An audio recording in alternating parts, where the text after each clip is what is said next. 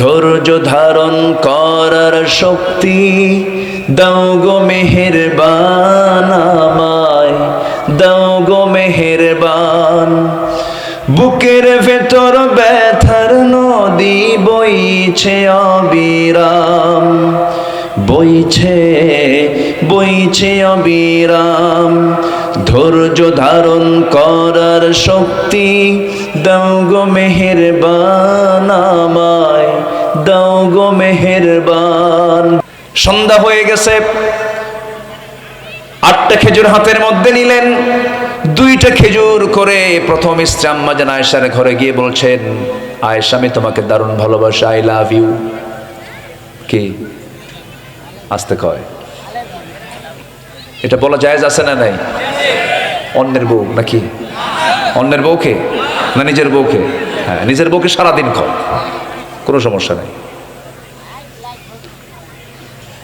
আমার নবীজি বলেন, আয়েশা দারুণ মোহব্বত করে তোমাকে এই 2টা খেজুর লুকায় লুকায় দিয়ে গেলাম, কিন্তু এই 2টা খেজুর যে তোমাকে দিলাম এই তথ্য তুমি কাউকে বলবা না, অন্য কোন স্ত্রীর কানে না যেন না যায়। দ্বিতীয় স্ত্রীর ঘরে গিয়ে একই কথা বললেন, 2টা খেজুর দিয়ে আসলেন। তৃতীয় স্ত্রীর ঘরে একই কথা বললেন। চতুর্থ স্ত্রীর ঘরে একই কথা বললেন, খেজুর 2টা দিয়ে আসলেন।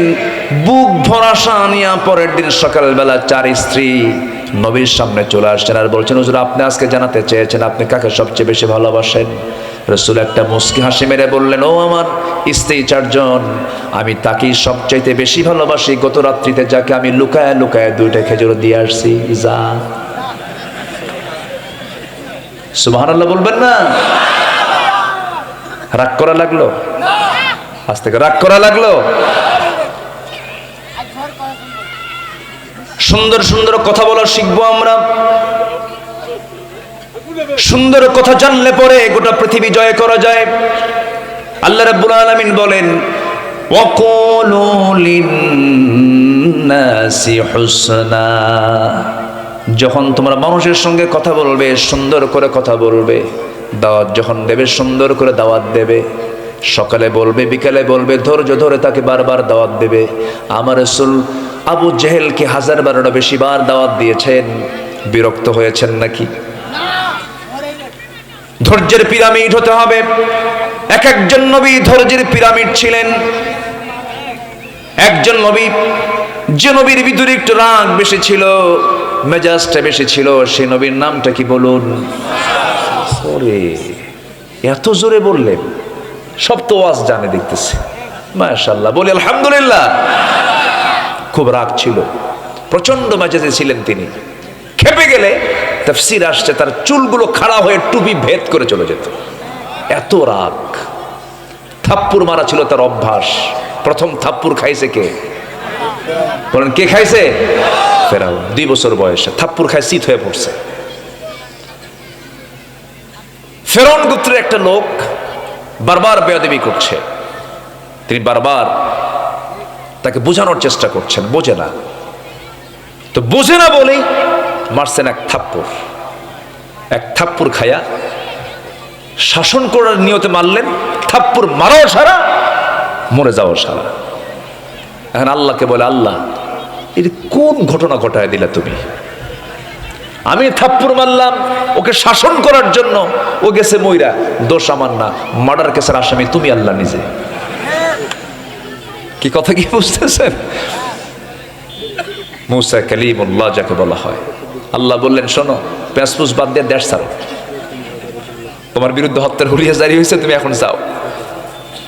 থাকতে পারলেন না, খুব রাগ তো। আল্লাহ পাক রাগটাকে দমায় নিয়ে আসতেছেন, সবর ধৈর্য নিয়ে আসো।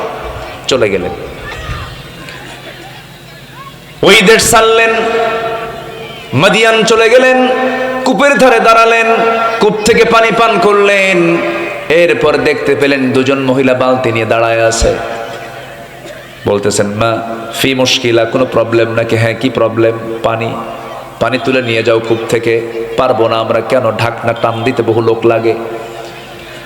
মুসা আলাইহিস সালাম মনে মনে ভাবলেন, বেচারি মহিলা, অসহায় মানুষ, সন্ধ্যার পরে কষ্ট হবে, সাহায্যের জন্য আগায় গেলেন। বললেন বালতিটা দিয়ে দাও। বালতি হাতের মধ্যে নিলেন, উপরে ঢাকনা টান দিতে 7 থেকে 8 জন লোকের প্রয়োজন হয়। বাম হাতে ধরলেন, ফিকে মারলেন, সিটকে পড়ে গেল। 2 মহিলা কাঁপে আর কয় মানুষ অন্য কিছু। নবীদের গায়ের শক্তি কম না বেশি?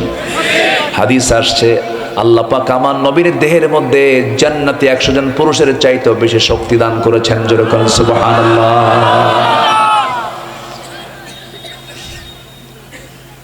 বালতি ভরা পানি দিয়ে বললেন যাও, চলে যাও। নিয়ে চলে গেছে বাড়িতে। বুড়ো বাপ বলছে আমার কলিজার টুকরা সন্তান আজকে এত তাড়াতাড়ি আসলে কেমনে? বলছে আব্বা, কোপরের ধারে একজন যুবককে দেখলাম, কফিজুন আজিজ, খুব শক্তিশালী যুবক। ঢাকনা হাত দিল আর সিটকে পড়ে গেল। বুড়া বাপ বলছে কলিজার টুকরা মেয়ে, আমার বড় মেয়ে, তুমি আগামীকালকে যাবে, ওই যুবককে আমার পক্ষ থেকে সালাম দেবে এবং আমাকে আমার ব্যাপারে এই কথা জানিয়ে দিবে, সে যেন আমার কথা যেন না ফেলে দেয়। আমি তাকে আমার বাড়িতে দাওয়াত করলাম, আমার সঙ্গে যেন পরিচিত হয়ে যায়।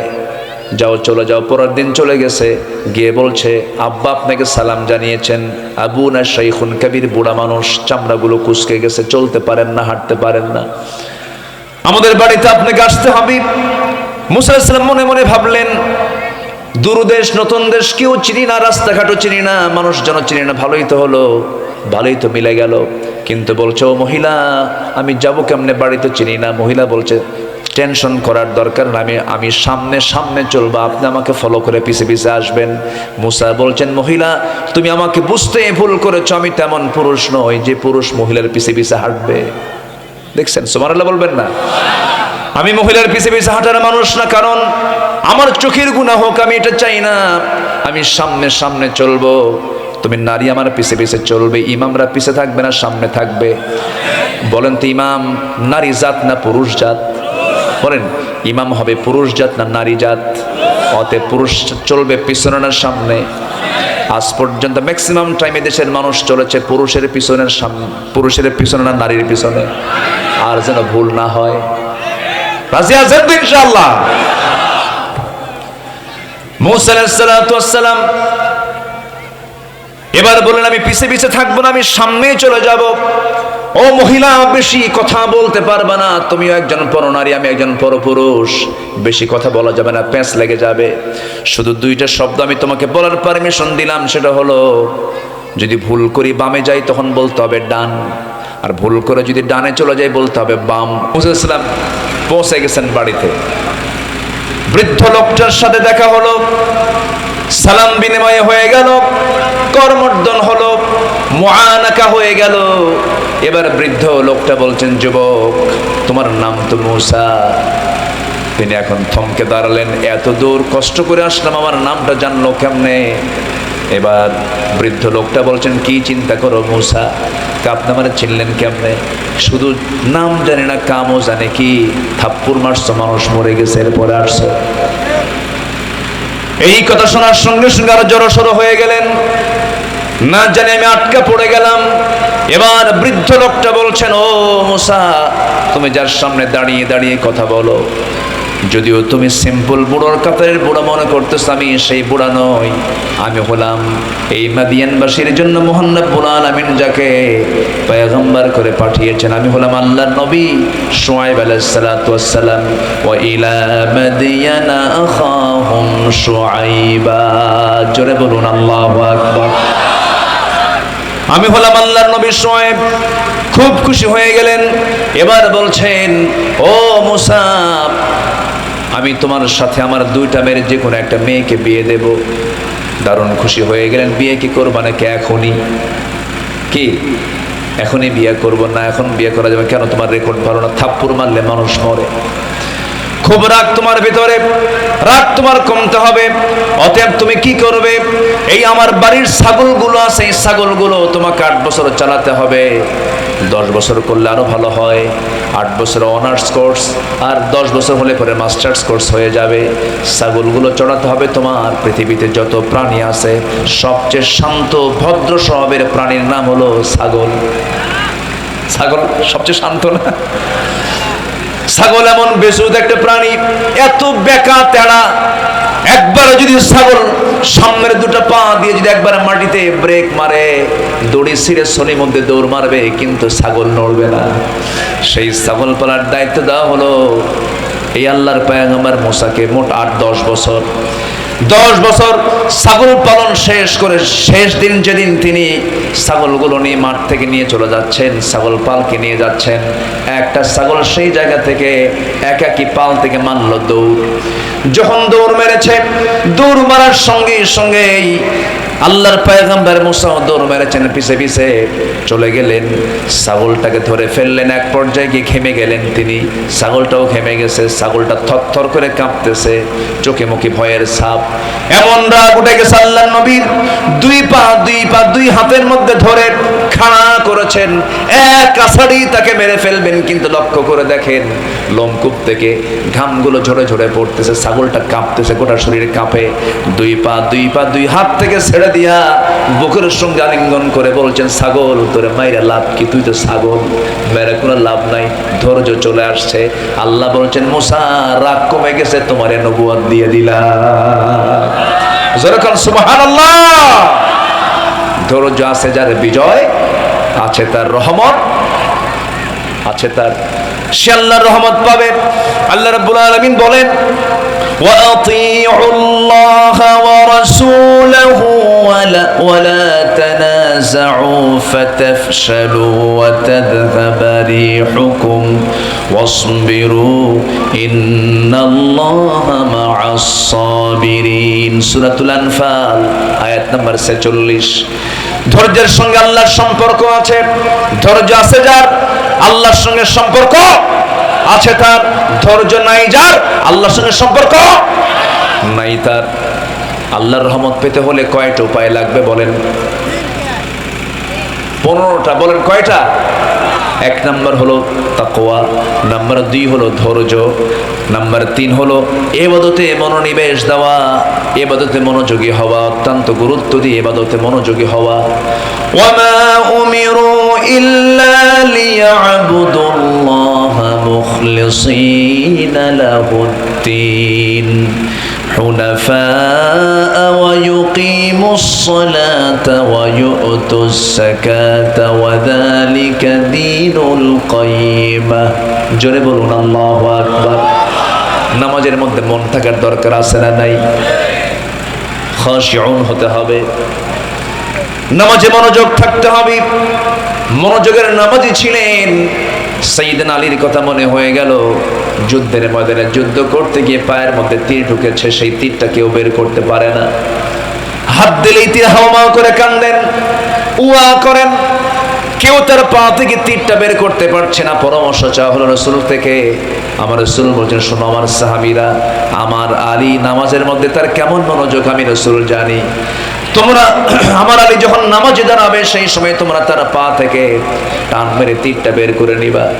সাইয়েদনা আলী নামাজে দাঁড়াইছেন, তার পা থেকে তীরটা টান মারা হচ্ছিল। কিতাবে আসে চামড়াগুলো খুলে খুলে আসতেছে, রক্তগুলো গড়ে গড়ে পড়ছে, গোশতগুলো ছিঁড়ে ছিঁড়ে আসতেছে। নামাজের মধ্যে সাহাবীরা তার পা থেকে টান মেরে তীরটা বের করলেন। এত বড় ক্ষত করে তার পা থেকে তীরটা বের করা হলো, নামাজের মধ্যে বিন্দু পরিমাণ আলীর মুখ থেকে কোনো আওয়াজ বের হয় নাই।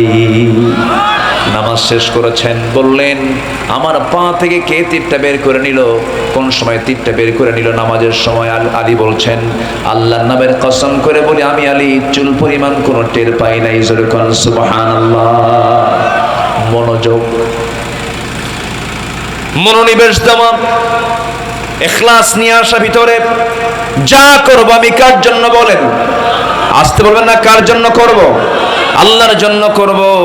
নাম্বার 4 হলো আল্লাহর সন্তুষ্টির জন্য দান যারা করবে, আল্লাহ তাদেরকে রহমতে ধন্য করবেন।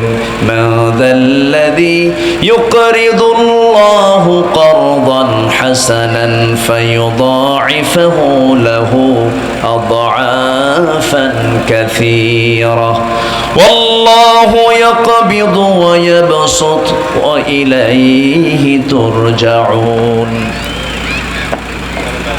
জোরে বলুন আল্লাহু আকবার। আরো জোরে আল্লাহু আকবার। আল্লাহর পথে আমরা দান করব, আল্লাহ আমাকে আপনাকে মহা পুরস্কারে পুরস্কৃত করবেন, আল্লাহ আমাকে আপনাকে ডাবল ডাবল দিয়ে দিবেন। আল্লাহ আমাকে যা দিবেন তার সমকক্ষ পৃথিবীর কেউ দিতে পারবে নাকি? আসতে বলবেন না, পারবে নাকি? পারবে না। অতএব দান করব কার পথে? আসতে বলবেন না, কার পথে? মেশিন বন্ধ হয়েছে, বলি আলহামদুলিল্লাহ। বেশি জোরে বলার দরকার নেই, আবার বিদ্যুৎ চলেও যেতে পারে। তো আস্তে আস্তে কই, আমার দেশে তো এগুলো কোন দিন ঠিক হবে আল্লাহই জানে। ভাবছিলাম নবীর নামে নাম ইউনূস সরকার, অন্তর্বর্তীকালীন সরকার আসছিলেন, ভালো কথা, শিক্ষক নিয়োগ হবে মাঝখানে। কোরআনের শিক্ষক না দিয়ে ৬০,০০০ গানের শিক্ষক ঢুকায় দিছে।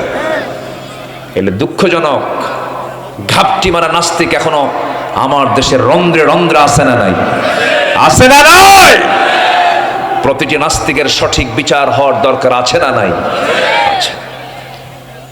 রাসূলকে নিয়ে বাজে কথা বলা, কোরআনকে অবমাননা করা, দিনকে নিয়ে কটাক্ষ করা, এদের জিহ্বা টেনে ছেড়া দরকার। এদের রক্ত মাংস হাড় হাড্ডি কুত্তা বিলাই দিয়ে খাওয়ানো দরকার, উচিত ছিল। কিন্তু কি বলবো আর, আমরা আগামীর দিনকে আমরা ইসলামের রঙে রঙিন করতে চাই। জোরে বলি ইনশাআল্লাহ। নাম্বার ৫, আল্লাহর স্মরণে লিপ্ত থাকা। সর্বক্ষণ আমি স্মরণ করব কার? জিকির করব কার? আমার চোখ প্রতি মিনিটে, এই চোখের পলক প্রতি মিনিটে 15 থেকে 20 বার আপ ডাউন করে। কে করায় দেন? কানের মধ্যে ময়লা থাকে না? ময়লা, এই ময়লাকে এলাকায় কি বলে? গরু খায়, এটার নাম কি বলে? ইয়ারক্স, কানের ময়লা। এটা আল্লাহ দিয়ে দিয়েছেন। কেন জানেন? এটার কারণ হলো, এই ময়লা যদি না থাকতো বড় সমস্যা হয়ে যেত। এটার স্বাদ হলো তিতা, তিক্ত। এটা জিহ্বা একদিন নিয়ে টেস্ট করে, কানের এটা তিক্ত। বান্দা যখন রাতে ঘুমায়া পড়ে, হঠাৎ করে যদি কোনো কীট পতঙ্গ, পোকামাকড় অথবা কোনো পিঁপড়া যদি ঢুকে পড়ে, হঠাৎ করে লাইন হতে পারে, তো ঢুকতেই পারে, ঢুকে আর কাম করতে পারে না, তিতা তো চলে আসে। আর যদি আমাদের কানের ভিতরের ময়লাগুলো আল্লাহ পাক মিষ্টি করে দিতেন, যত পিঁপড়া সব কারখানে, ঘুম শেষ। এই কান সাফ করতে করতে রাত শেষ। আল্লাহ পাক কানকে সিকিউর করেছেন, সেখানে কিছু অয়েন্টমেন্ট দিয়েছেন। গেল চোখ আল্লাহ পাক শুকনায় রেখেছেন না জোয়ারে রেখেছেন? বলেন, শুকনায় না জোয়ারে? জোয়ারে রেখেছেন। কিসের জোয়ার? কি পানির জোয়ার? মিঠা পানি না লোনা পানি? পান করি কি? পান কি লোনা করি না মিঠা করি? পান করি মিঠা, আর চোখের পানি হয়ে যায় কি এমনি এমনি হয় নাকি? এমনি এমনি হয়? কে করে দেন? আল্লাহ করে দেন। আল্লাহকে তাও চেনার চেষ্টা করি না। চোখ আল্লাহ ঠিক রাখেন, চোখ দিয়া আল্লাহ যে যা দেখতে বলেন তা না দেখে অন্যের বউ চাই দেখি, অন্যের বউর দিকে চেয়ে দেখি। কেন? কেন? আল্লাহ পাক আমাকে যা দেখতে বলেছেন আমি তাই দেখব, এর বাহিরে অন্য কিছু দেখতে যাব না। সম্মানিত ভাইয়েরা, সম্মানিত বন্ধুগণ, এই চোখ আল্লাহ তাআলা কি সুন্দর করে বানিয়েছেন। সুবহানাল্লাহ বলা যাবে না ভাই? আল্লাহ রাব্বুল আলামিন বলেন, আলাম নাজআল লাহু আইনাইনি ওয়া লিসানান ওয়া শাফাতাইনি ওয়া হাদাইনাহুন নাজদাইন। টানা টানা চক্ষু দিলাম। এই পলক প্রতি মিনিটে গড়ে 15 থেকে 20 বার আপ ডাউন করে ফেলে।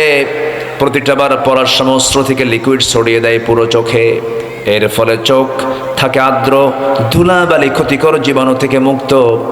পলক হলো চোখের প্রাকৃতিক ওয়াইফার, যা ঘুমের মধ্যেও চোখের সুরক্ষা নিশ্চিত করে। প্রতিদিন আমাদের চোখে গড়ে 1 মিলিলিটার অস্ত্র তৈরি হয়, যা স্বচ্ছ যা স্বচ্ছ অথচ অত্যন্ত কার্যকর এক তরল পদার্থ। এই অস্ত্রের মধ্যে থাকে লাইসোজাইম নামের এক প্রাকৃতিক অ্যান্টিবায়োটিক, যা চোখকে ব্যাকটেরিয়ার আক্রমণ থেকে রক্ষা করে। হৃদয়ে যখন বেদনা থাকে তখন পানি চলে আসে, মানুষ কান্দে। কার ভয়ে? আল্লাহর ভয়েও কান্দে। এই যে চোখ থেকে অশ্রু গড়ে গালের উপরও দিয়ে চলে আসে, এই অশ্রু আবার চোখের বাইরের অংশ পুষ্টি এবং অক্সিজেন সরবরাহ করে।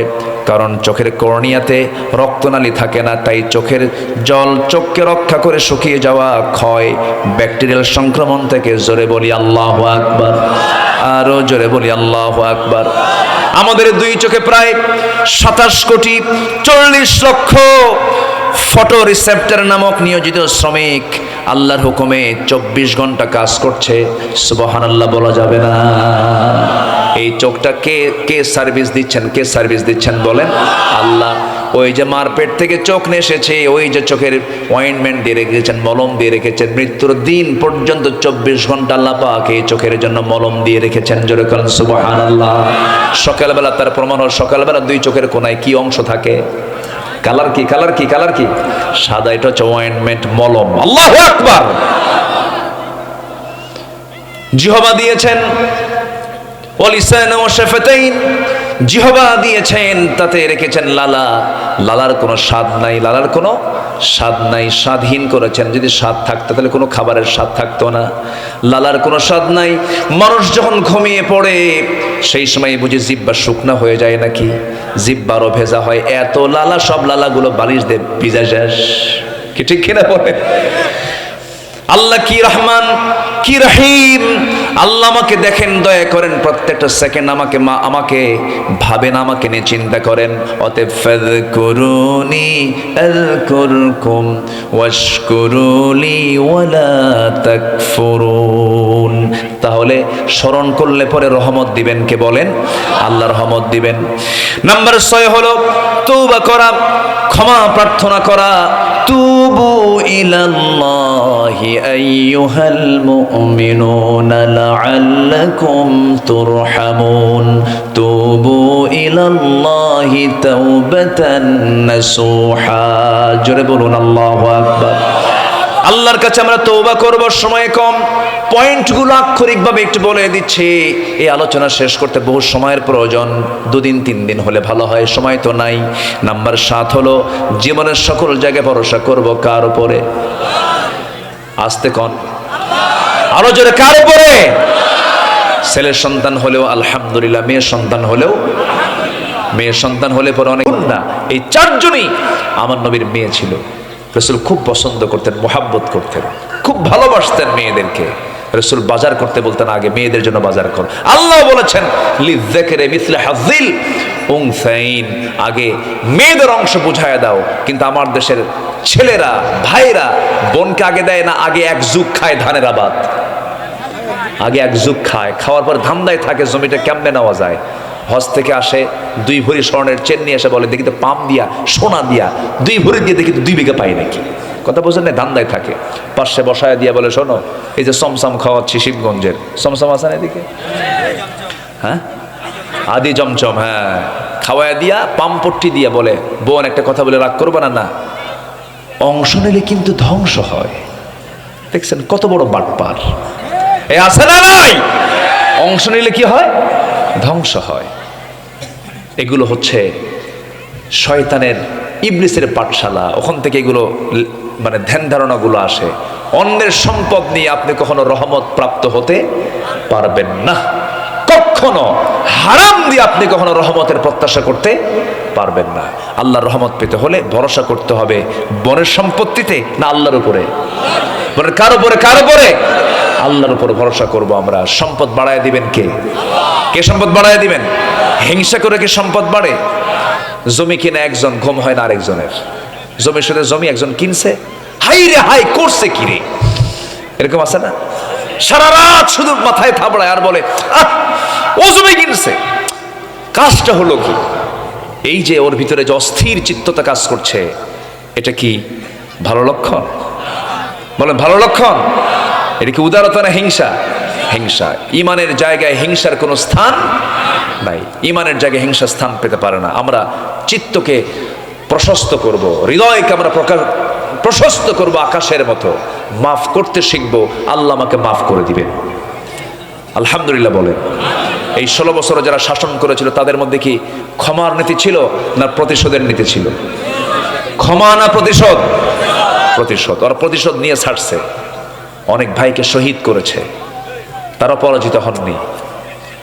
তিলে তিলে জেলখানায় রেখে বিভিন্নভাবে টেকনিক করে, কৌশল করে তাদের কটু চক্রান্তের মধ্য দিয়ে শহীদ করা হয়েছে। তারা নাজাত পেয়েছেন, তারা প্রতিহিংসার শিকার হয়েছেন, তারা নিজের জীবনকে ধন্য করে ইসলামকে বিজয়ী করার জন্য হাসতে হাসতে ফাঁসির মঞ্চ পর্যন্ত চলে গেছেন। ঠিক কিনা? তারা ঠিকই বিজয়ী হয়েছেন, কিন্তু আপনারা যারা হিংসা করলেন, প্রতিশোধ নিলেন, টিকতে পারলেন না, মামু বাড়ি যেতেই হলো। আসতে কোন কেন? মামু বাড়ি যেতেই হলো। দিল্লি আপনাকে বাঁচাবে না, আমেরিকা বাঁচাবে না, রাশিয়া বাঁচাবে না, বিশ্বের কোনো পরাশক্তি আপনাকে বাঁচাবে না। বাঁচাবেন একমাত্র, কেবলমাত্র, শুধুমাত্র তিনি কে? আসতে বলবেন না, তিনি কে? আল্লাহ তাআলা। আল্লাহর উপরে ভরসা করব আমরা। ফাইদা আযামতা ফাতাওয়াক্কাল আলাল্লাহ ইন্নাল্লাহা ইউহিব্বুল মুতাওয়াক্কিলিন। জোরে বলুন আল্লাহু আকবার। যখন তোমরা কোনো জটিলতায় পড়ে যাবে, আমি আল্লাহ আমার উপরে ভরসা করবে, আমি আল্লাহ তোমাদেরকে সাহায্য করব। আমি মুতাওয়াক্কিলদেরকে খুব ভালোবাসি। নাম্বার 8 হলো পবিত্রতা অর্জন করা। পবিত্র হওয়া, নিজে সেই পবিত্রতা অর্জন করতে হবে, শুধু পোশাকের নয়, তাজকিয়াতুন নফসের দরকার। قد أفلح من تزكى قد أفلح من تزكى وذكر اسم ربه فصلى قد أفلح من زكاها وقد خاب من دساها। জোরে বলুন আল্লাহু আকবার। নাম্বার 9 হলো কৃতজ্ঞতা পোষণ করা, কৃতজ্ঞতা প্রকাশ করা। আমরা কৃতজ্ঞতা প্রকাশ করবো 1 নাম্বার কার? আসতে বলবেন না কার?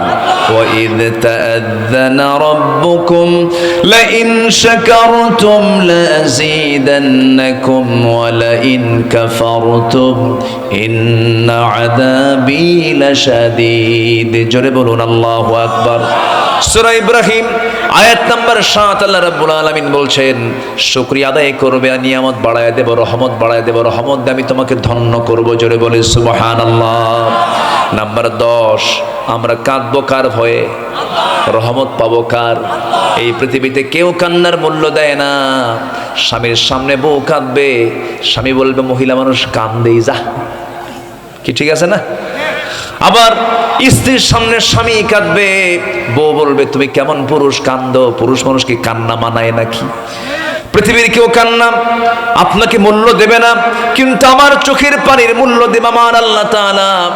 যদি কোনো বান্দার চোখের পানি শুধুমাত্র আল্লাহর ভয়ে যদি 1 ফোঁটা বের হতে পারে, 7 সমুদ্রের পানি দিয়া জাহান্নাম নিভবে না, কিন্তু বান্দার 1 ফোঁটা চোখের পানি দিয়ে 7টা জাহান্নাম নিভে যাবে। জোরে কোন সুবহানাল্লাহ।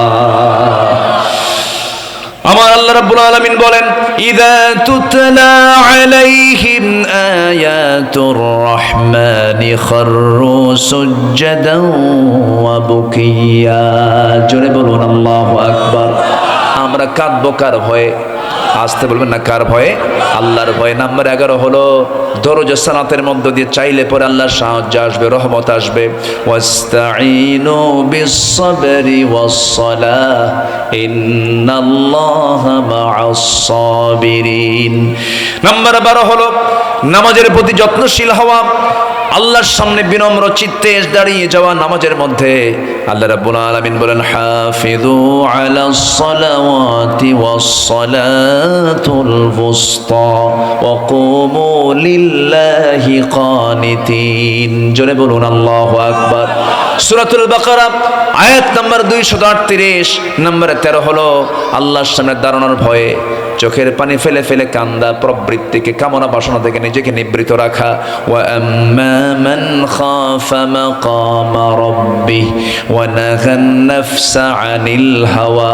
জোরে বলুন আল্লাহু আকবার। নাম্বার 14 হলো সৎকর্মশীল হওয়া। ওয়ালা তুফসিদু ফিল আরদি বা'দা ইসলাহিহা ওয়াদউহু খাওফান ওয়া তামাআন ইন্না রাহমাতাল্লাহি করিবুম মিনাল মুহসিনিন। জোরে বলুন আল্লাহু আকবার। নাম্বার 15 হলো অনেক লম্বা লম্বা কথা ছিল আনুগত্য কি, আনুগত্যের ব্যাখ্যা ছিল অনেক লম্বা। 15 নম্বর হলো আনুগত্য করতে হবে আল্লাহর এবং রাসূলের। ওয়া আতিউল্লাহা ওয়ার রাসূল লাআল্লাকুম তুরহামুন। আলে ইমরান আয়াত নাম্বার 132। আল্লাহ রাব্বুল আলামিন বলেন, আমি আল্লাহ আমার আনুগত্য করো, আমার নবীর আনুগত্য করো, সব রহমত আমি তোমাকে দেব। আল্লাহু আকবার। আনুগত্য হবে কয়জনের? মূলত কয়জনের? 1 নাম্বার কে? নাম্বার 2 হচ্ছে মুহাম্মদ সাল্লাল্লাহু। শুয়ে আছেন কোথায়? বলেন শুয়ে আছেন কোথায়? মন কি যেতে চায় মদিনায়? সবার কি মন যেতে চায়? মন তো বসে থাকার কথা ওই জায়গায়। কারণ আমার জীবনের চাইতে প্রিয় মানুষকে, বলেন আমার জীবনের চাইতে প্রিয় মানুষ কে? কে কে? মুহাম্মদ সাল্লাল্লাহু।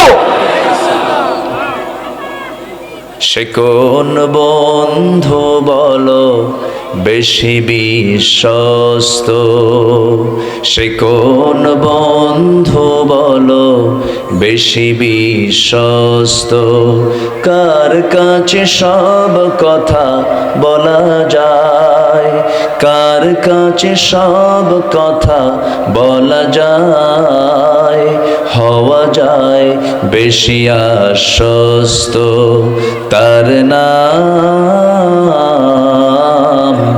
আহমদ বড় বিশ্বস্ত, আহমদ বড় বিশ্বস্ত। বলি সাল্লাল্লাহু আলাইহি ওয়াসাল্লাম।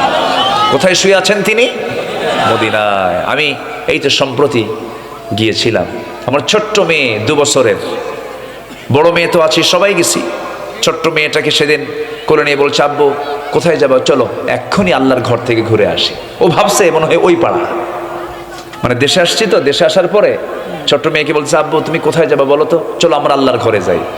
মনে হয় কালো, আল্লাহর ঘর দেখতে কেমন কালো, এতটুকু ওর মুখস্থ। সম্মানিত ভাইয়েরা, পৃথিবীর বহু জায়গায় মানুষ ঘুরতে যায়, আমরা ঘুরতে যাব কার ঘর দেখতে?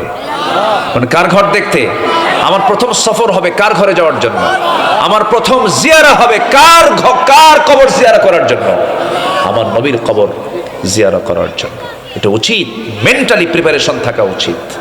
আল্লাহ আমার এবার কেন যেন আমার আল্লাহ তাআলা একটা সহজ একটা ব্যবস্থা করে দিয়েছিলেন।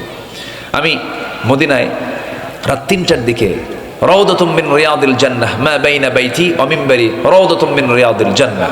আমি ভিতরে ঢুকবো, অনলাইন করে ঢুকতে হয়, চাপ থাকে, 10 মিনিটের বেশি থাকা যায় না। তো ভিতরে ঢুকে এক কোণায় বসে আছি। তো আমার দেশের প্রবাসীরা কিছু চাকরি করে ওই দেশে গিয়ে, তো নাজাফায় পরিচ্ছন্ন কর্মী হিসেবে সেখানে চাকরি করে। কিশোরগঞ্জ ময়মনসিংহের কিছু লোক আমাকে দেখে দৌড় মেরে এসে বলছে, হুজুর আপনি আসছেন, থামেন দেখি কি ব্যবস্থা করা যায়। আমাকে বেশিক্ষণ ওই রিয়াদুল জান্নায় রাখার জন্য তার একটা টেকনিক করলো। বললো, হুজুর আপনি এখানে বসে, নড়াচড়া করার দরকার নেই, সামনে গেলে আপনি কিন্তু বের হয়ে চলে যাবেন, আপনাকে থাকতে দেবে না, আপনি এখানে বসেন। গিয়ে ওখানকার যে প্রশাসনিক কর্মকর্তা, ওখানকার যে মূল দায়িত্বে থাকা, তারা গিয়ে এমন কিছু কইছে আমার ব্যাপারে, বুঝলেন, মানে এত বেশি বলছে, অন্তত আমার দেশের মানুষ কিছু না দিতে পারলেও পাম দিতে পারে, বুঝলেন, এমন দেওয়া দিছে, বুঝলেন, কি এমন হুজুর আসছে, এত জনপ্রিয় হুজুর, গোটা দেশ মানে যা বলা দরকার। কিন্তু আমি তো জানি আমি কোন শরীর মধ্যে, আমি তো ছোট মানুষ। তো ওই প্রশাসনিক কর্মকর্তা নিজে আগে আসছে আমার কাছে, এসে সালাম দিয়ে বলে, চলেন সামনে। একদম আমার নবীর ঘরের যে দেওয়াল, রাসূল যেখানে শুয়ে আছেন, জাস্ট ওই বরাবর ওই দেওয়ালের সঙ্গে একদম ফার্স্ট আমাকে বসায় দিলেন। জাস্ট আমার নবীর কবর এবং মেম্বার একদম টার্নিং, একদম ফার্স্ট কাতের আমাকে বসায় দিয়ে বললেন, ইনটেক একটা জমজম, মা উ জমজম, একদম ইনটেক, এরকম যে ইনটেক থাকে না, এরকম ইনটেক একটা মা উ জমজম আমার হাতে দিলেন, খেজুর দিলেন, আর কিছু সুগন্ধি দিলেন। সামনে বসলাম, কিছুক্ষণ পর আজান হবে। আমার ভাবনা হলো রাসূল পাশে শুয়ে আছেন। আমি প্রথম যে চাইছি আল্লাহর কাছে, আল্লাহ আমি আমার জন্য চাই না, আমার পরিবারের জন্য চাই না, আমি কারোর জন্য চাই না, আল্লাহ তোমার কাছে চাই। আল্লাহ তুমি এই মদিনা থেকে একটু দূরে, রাসূলের যে প্রথম কিবলা ছিল বাইতুল মুকাদ্দাস, বাইতুল মুকাদ্দাসের বাসিন্দাদের তুমি আল্লাহ নিষ্কৃতি দিয়ে দাও। তারা না খেয়ে মারা যাচ্ছে, তারা কষ্ট পাচ্ছে। আল্লাহ তুমি গাজাকে বাঁচাও, ফিলিস্তিনকে বাঁচাও। আল্লাহ আমার এই দোয়াকে আংশিক কবুল করে নিয়েছেন। এই তো মাত্র কয়েকদিন আগে যুদ্ধবিরতি হয়েছে, কিন্তু ইহুদি সোজা জাত না, বাঁকা জাত। ওরা কোন কৌশল করে আছে আল্লাহ জানে। তবে গোটা পৃথিবীতে ইসলামের জোয়ার সৃষ্টি হয়েছে। আগামীর দিন আসতেছে ইসলামের দিন, জোরে বলি ইনশাআল্লাহ। নবীর পাশে শুয়ে আছেন, মেম্বার দেখছি একবার, নবীর কবরের পাশে একটা ফাঁকা জায়গা, ভিতরে বারবার তাকাচ্ছি, আমি বারবার তাকাচ্ছি। আরে এই জায়গায় বসে রাসূল বিশ্ব শাসন করেছেন। আসসালাতু ওয়াসসালামু আলাইকা ইয়া রাসূলুল্লাহ, সালাম দিচ্ছি। পাশে শুয়ে আছেন দুজন খলিফা, প্রথম খলিফা, দ্বিতীয় খলিফা। দ্বিতীয় খলিফার কবর সেখানে থাকার কথা ছিল না, ওই জায়গায় আম্মা জান আয়েশা সিদ্দিকা রাদিয়াল্লাহু আনহা থাকার কথা ছিল। কারণ আমার নবী ইন্তেকাল করেছেন কার ঘরে? আম্মা জান আয়েশা সিদ্দিকার ঘরেই তিনি ইন্তেকাল করেছেন। রাসূল কত পারিবারিক বন্ধন আবদ্ধ ছিলেন, পরিবারকে তিনি কি গুরুত্ব দিয়েছেন। তিনি শেষ নিঃশ্বাস ত্যাগ করেছেন স্ত্রীর কোলে, স্ত্রীর উরুতে মাথা রেখে তিনি শেষ নিঃশ্বাস ত্যাগ করেছেন।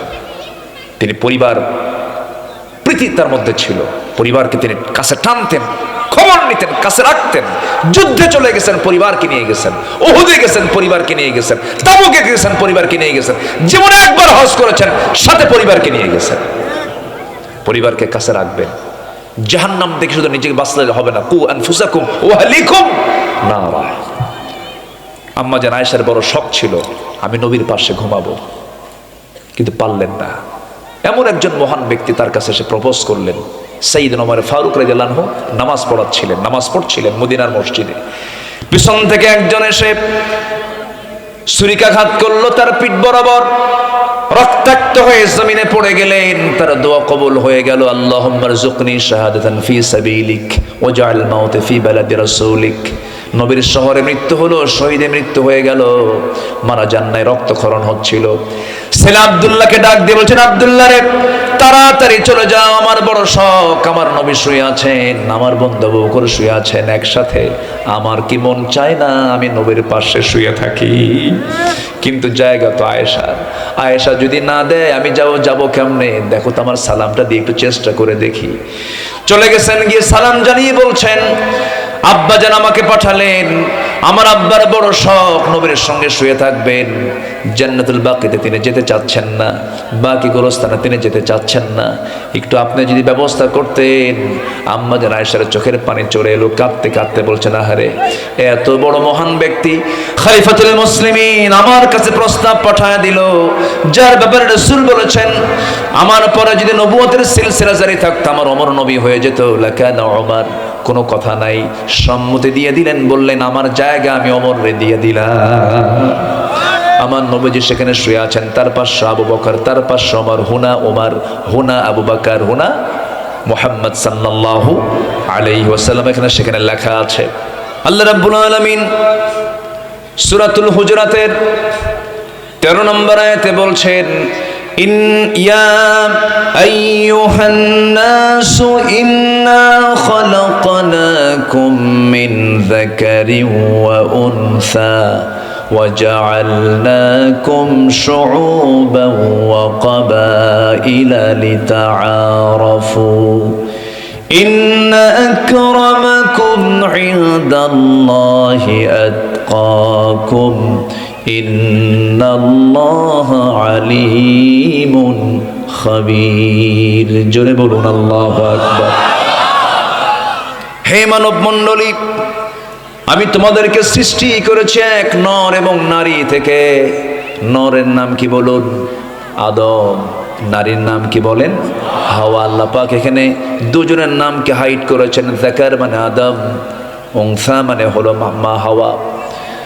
এক নর এবং নারী থেকে তোমাদেরকে সৃষ্টি করেছি এবং তোমাদেরকে বিভিন্ন গোত্রে গোত্রে ভাগ করে দিয়েছি, শাখা প্রশাখা করেছি, জাতি ভিন্ন করে দিয়েছি। চায়না জাতি, জাপানি জাতি, কোরিয়ান জাতি, আমেরিকান জাতি, ইউরোপিয়ান জাতি, ফরাসি জাতি, বিভিন্ন ভাষাকে সব ভিন্ন করে দিয়েছি। কেন করেছি? লিতাআরাফু, যেন তোমরা একে অপরকে চিনতে পারো। তোমাদের পরিচয়গুলো জোরে বলি সুবহানাল্লাহ। সব এক হলে কি মানুষ মানুষকে চিনত না? জি শুকরিয়া, চিনত না। যে বিশ্রাম নেবেন। জি সম্মানিত ভাইরা, তাহলে এই যে নবাবগঞ্জ জেলা, গোমস্তাপুরের ভাষার সাথে কি সদরের ভাষার মিল আছে? আস্তে করে মিল আছে? কম বেশি আছে না নাই? একটু হলেও টানের কম বেশি আছে। আবার ওইদিকে লালপুর, নাটোর, ওটাও তো রাজশাহী, বৃহত্তর রাজশাহী, ভাষার কি মিল আছে? না। কেন নাই? লিতাআরাফু, যেন তোমরা একে অপরকে চিনতে পারো। এটা লালপুর, ওটা গোমস্তাপুর, ঠিক আছে? ওটা রহনপুর, আর কি ওটা গোদাগাড়ি, ওটা চারঘাট, ওটা বাঘা, ওটা বাগমারা, যেন চিনতে পারে। ওটা নওগাঁ। ভাষাই বলে দেয় এটা কোন এলাকার কোন ব্লকের মানুষ। সুবহানাল্লাহ বলবেন না? এটা কে করে দিয়েছেন? আসতে বলবেন না, কে করে দিয়েছেন? আল্লাহ করে দিয়েছেন। নোয়াখালীর মানুষ, তারাও এই দেশের নাগরিক, তারাও বাংলা বলে, কিন্তু পানিকে পানি বলতে পারে না, পানিকে বলে হানি। আল্লাহ পাক হয় না, কয় আল্লাহ ফাক। বুঝলেন তো? এটা হচ্ছে ভাষা। আল্লাহ পাক এগুলো আল্লাহ নিজে করে দিয়েছেন যেন তোমরা একে অপরকে চিনতে পারো।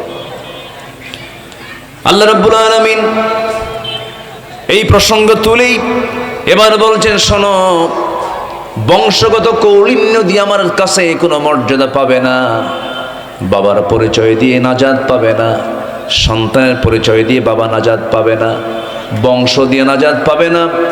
বাবার পরিচয় দিয়ে যদি জান্নাত পাওয়া যেত, নূহ আলাইহিস সালামের ছেলে কেনান জান্নাত পেয়ে যেত। ছেলের পরিচয় দিয়ে যদি জান্নাত মিলত, আজরের ছেলে হলো ইব্রাহিম আলাইহিস সালাম, আজর জান্নাত পেয়ে যেত। বংশের পরিচয় দিয়ে যদি জান্নাত পাওয়া যেত, আবু লাহাব জান্নাত পেয়ে যেত, আবু তালেব জান্নাত পেয়ে যেত। প্রমাণ হয়ে গেল বংশগত পিতার পরিচয়, মায়ের পরিচয়, বংশের পরিচয় দিয়া জান্নাত মিলবে না। জান্নাত মিলবে কি দিয়া? ইন্না আকরামাকুম ইনদাল্লাহি আতকাকুম, তোমাদের ভিতরে আমার কাছে সম্মানিত ব্যক্তি সেই, তোমাদের মধ্যে আমার কাছে সম্মানিত ব্যক্তি সেই, দামি ব্যক্তি সেই, যে আমি আল্লাহ আমাকে সবচাইতে বেশি সম্মান করে, ভয় করে। জোরে বলি সুবহানাল্লাহ। অর্থাৎ তাকওয়া অবলম্বন করবে, যে তার দামটা হচ্ছে আল্লাহর কাছে সবচাইতে বেশি। আমরা কাকে ভয় করব বলেন তো? আসতে বলবেন না, কাকে ভয় করব? আল্লাহকে ভয় করব, আল্লাহকে মেনে চলবো, আল্লাহর হুকুমকে সঙ্গে সঙ্গে ফলো করে ফেলবো জীবনের এক জায়গায় না সব জায়গায়? সব জায়গায়। সম্মানিত ভাইয়েরা, সম্মানিত বন্ধুগণ, তাকওয়ার গুণগুলো কি আল্লাহ পাক কোরআন খোলার সঙ্গে সঙ্গে বলে দিয়েছেন।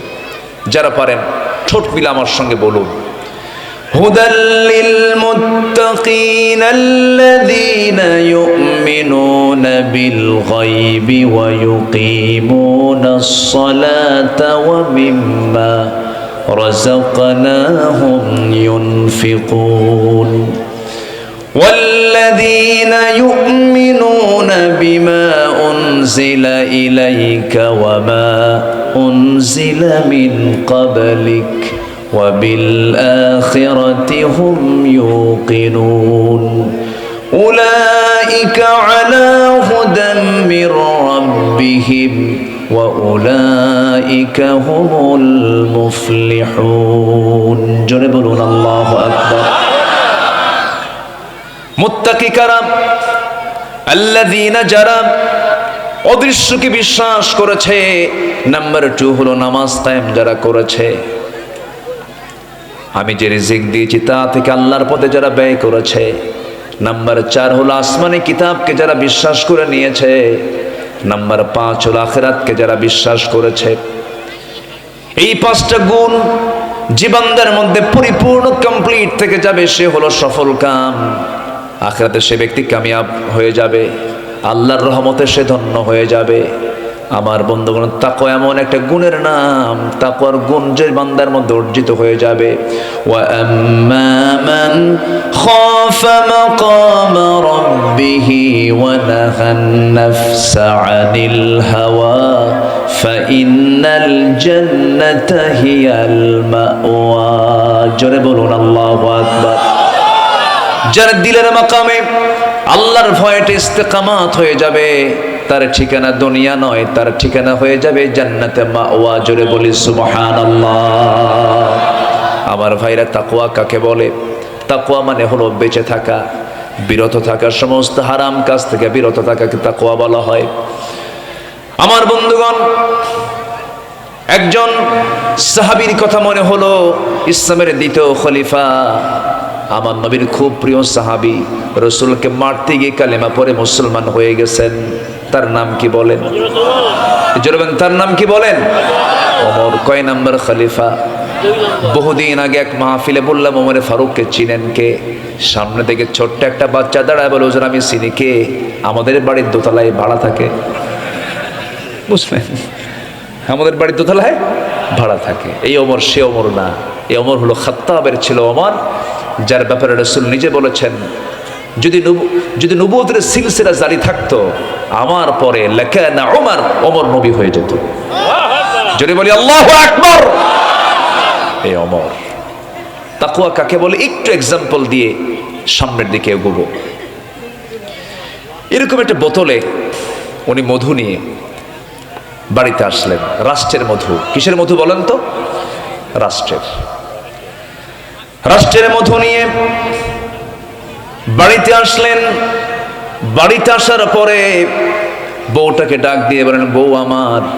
আপনারা কি বলেন, স্ত্রী কন না বউ কন? কি কন? বউ কন তো নাকি?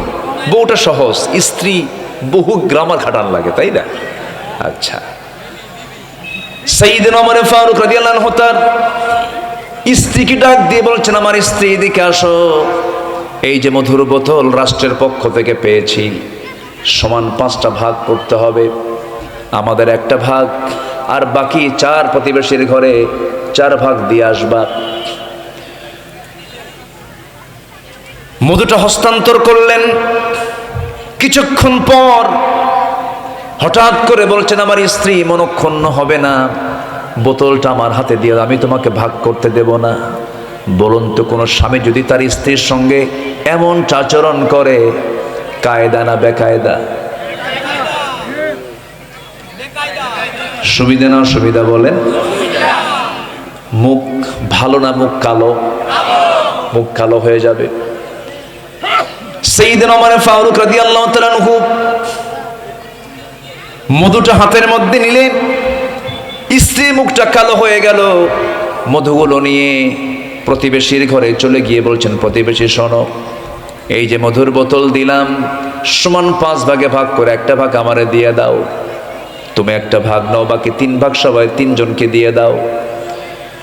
তার অংশের মধু নিয়ে স্ত্রী ঘরে ঢুকলেন।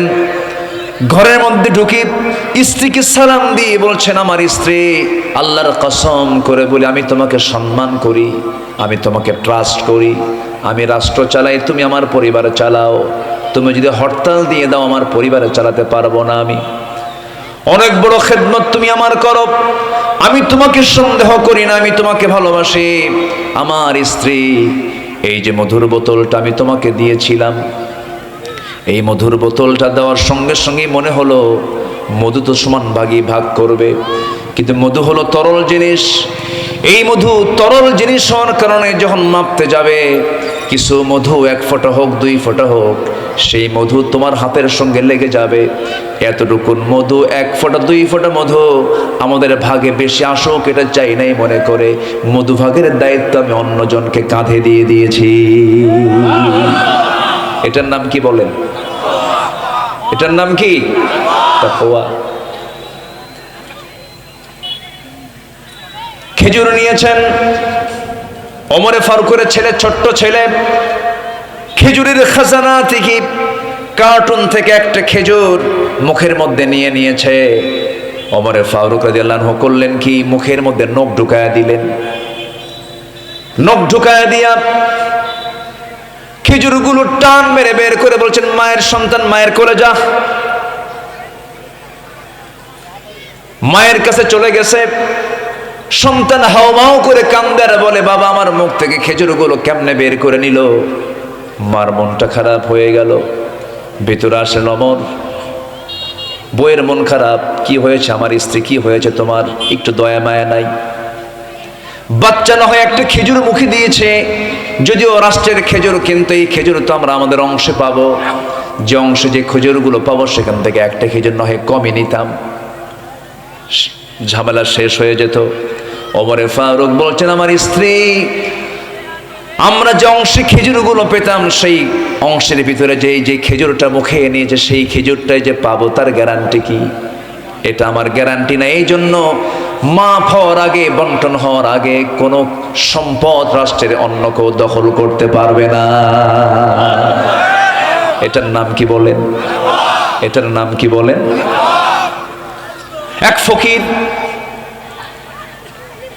এক দিনহীন, টাকা নাই পয়সা নাই, গরিব একজন মানুষ, ফকির টাইপের মানুষ, সাইল টাইপের মানুষ ওমরে ফারুকের দরবারে আসছে কিছু সাহায্য চাওয়ার জন্য।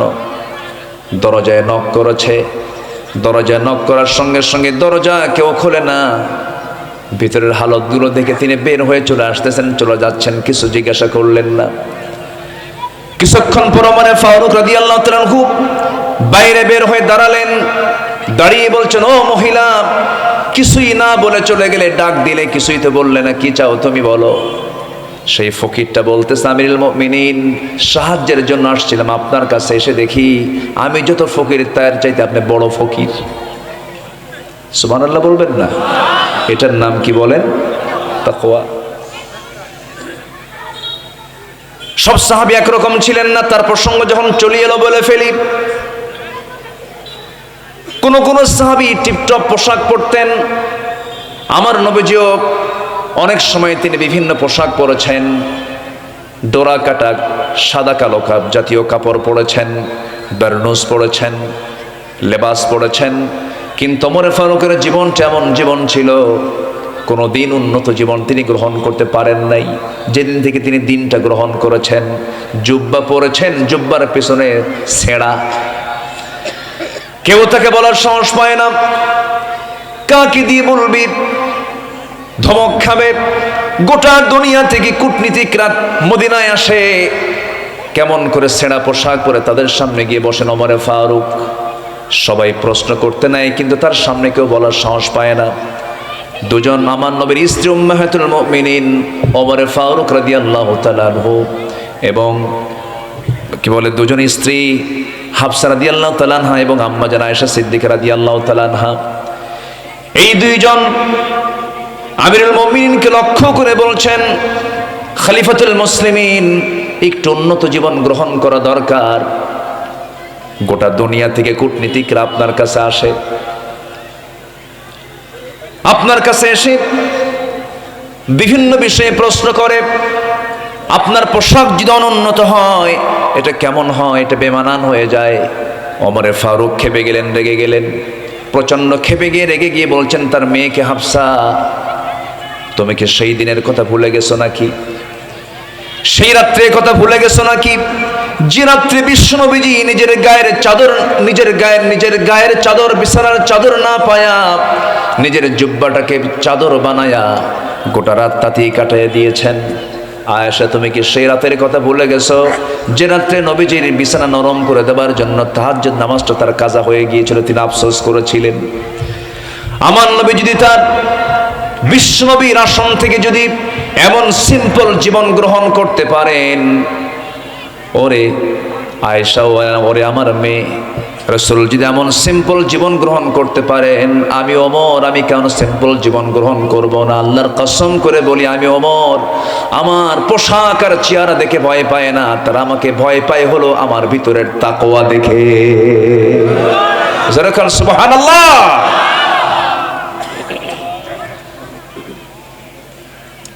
জনগণকে দেখতে বের হয়েছেন রাতের আধারে, গভীর নিশি, চতুর্দিকে শুনশান নীরবতা, কেউ জেগে নাই। ওমরে ফারুক রাদিয়াল্লাহু তাআলা আনহু রাতের বেলা তিনি একাকী দুজনকে সঙ্গে করে নিয়ে মোট 3 জন রওনা দিয়েছেন, প্রত্যন্ত অঞ্চলে চলে গেছেন। একজন বুড়িমা ছোট্ট একটা ঘরের মধ্যে থাকে, দরজায় নক করলেন, দরজা খুলে গেল। প্রশ্ন করলেন, মা কেমন আছেন? ভালো, তবে খুব ভালো না। আলহামদুলিল্লাহ ভালো আছে, তবে খুব ভালো না। কেন? এই পর্যন্ত শুনেছ ওমরে ফারুক নাকি আমিরুল মুমিনিন খলিফাতুল মুসলিমিন, আজ পর্যন্ত আমার কোনো খোঁজ খবরের জন্য একটা লোক একদিন পাঠালো না, আমার কি অবস্থা কোনো হালত জানলো না। কার সামনে কয়? তিনি সামনে জড়সড় হয়ে বলছেন, মা এত দূর কি আসা যায় নাকি? খুব দূরের পথ, কেমনে আসা যায়? রাতের বেলা যখন তিনি বের হতেন, খালি পায়ে বের হতেন, কারণ জুতা পায়ে হাঁটলে পরে জুতার আঘাতে পাথর আছে রাস্তায়, পাথর আর জুতা যদি লাগে খটখট খটখট আওয়াজ হবে। গভীর রাত্রে নাগরিকের ঘুমের ব্যাঘাত হয়ে যাবে, কিয়ামতের দিন তার জবাবদিহি করতে হবে। এজন্য কষ্ট করে হলো ওমরে ফারুক রাতের বেলা খালি পায়ে ঘুরে বেড়াতেন। এটার নাম কি বলেন? তাকওয়া। ওই মহিলা বলছেন, একটা দিন আমাকে দেখতে আসলো না, আমার খোঁজ খবর নিল না। সঙ্গে সঙ্গে ওমরে ফারুক বলছেন, ও বুড়িমা এত দূর কি পথ পাড়ি দিয়ে এখানে আসা যায়? খুব কঠিন ব্যাপার। এবারে বুড়িমা জবাব দিচ্ছে, তাহলে এত বড় দায়িত্ব নেওয়ার কি দরকার ছিল ওমরের? কি কথা কি বুঝতেছেন আপনারা? ওমরে ফারুক কান্নাকাটি শুরু করে দিয়েছেন, আরে বুড়ি তো আমাকে ধরে ফেলছে, আমাকে বুড়ি অ্যাটাক করে ফেলেছে, আক্রমণ করে ফেলেছে, আমি কিভাবে এটাকে ফেস করব? এবার নিজের পরিচয় গোপন করে বলছে, বুড়িমা ওমর তো দারুণ ভুল করে ফেলেছে, এখন এটার সমাধান কি? কিছু টাকা পয়সা দিয়ে দিই। কি দেই?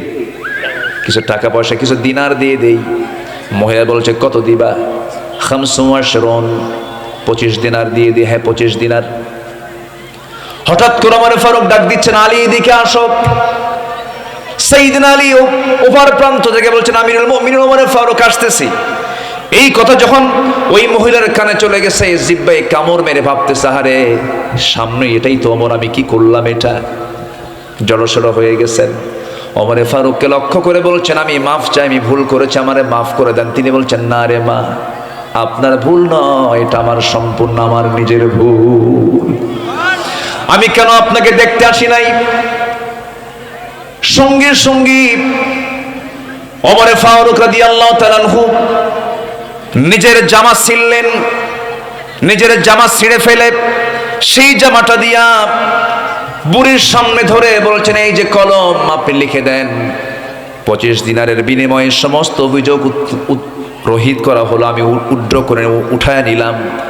আমি আপনার প্রতি কোনো অভিযোগ রাখলাম না, আমি আপনাকে ক্ষমা করে দিয়েছি, এটা আপনি আমাকে লিখে দেন। যখন লিখে দেওয়া হলো, সেই লিখিত অংশটুকু ভাঁজ করে নিয়ে সোজা বাড়িতে চলে গেলেন। পরিবারকে জানান দিলেন, শোনো, আমি ওমর যেদিন মরে যাব সেই দিন তোমরা আমার কাফনের সাথে তোমরা এই চিঠিটা সংযোগ করে দিবা। কিয়ামতের দিন আল্লাহকে বলবো, আমার জনগণ আমার বিরুদ্ধে কোনো অভিযোগ দেয় নাই, আমার বিরুদ্ধে সাক্ষ্য দিয়েছে, আমার কোনো দোষ নাই, এই যে তারা চিঠি। এটার নাম কি বলেন? জোরে এটার নাম কি বলেন? তাকওয়া। আমার বন্ধুগণ,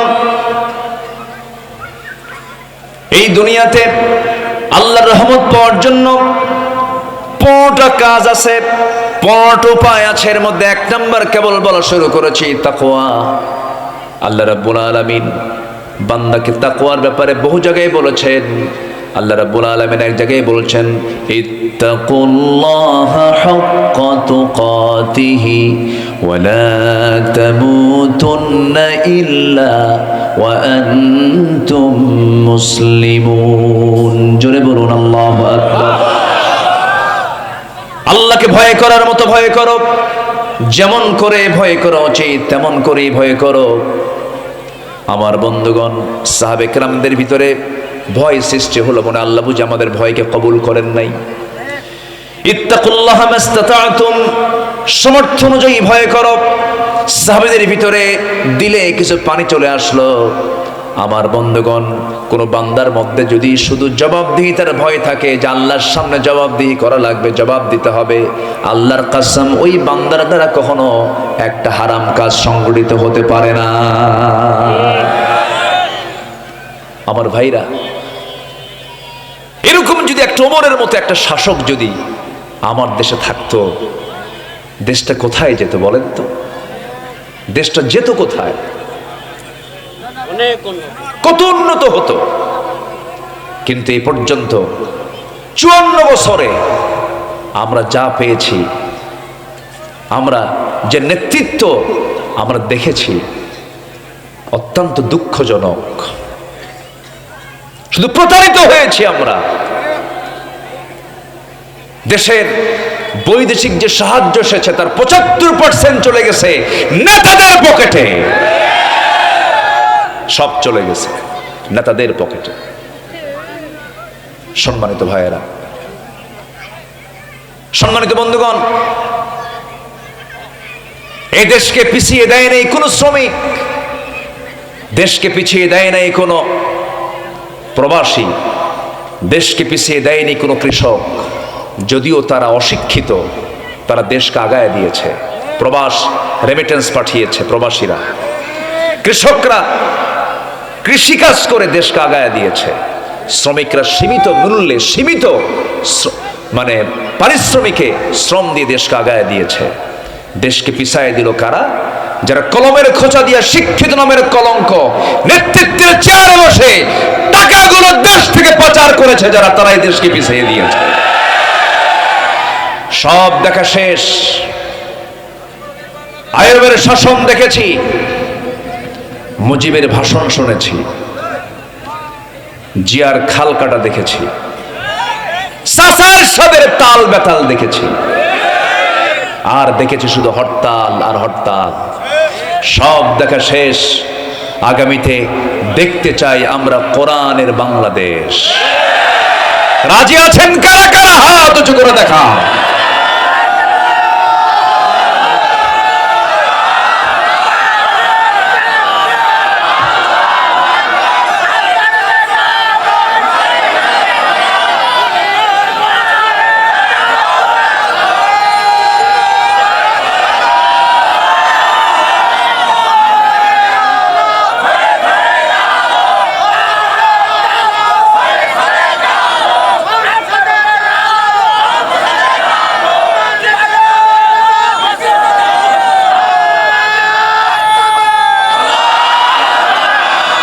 আল্লাহ কবুল করেন। জোরে বলে আমিন, আরো জোরে আমিন।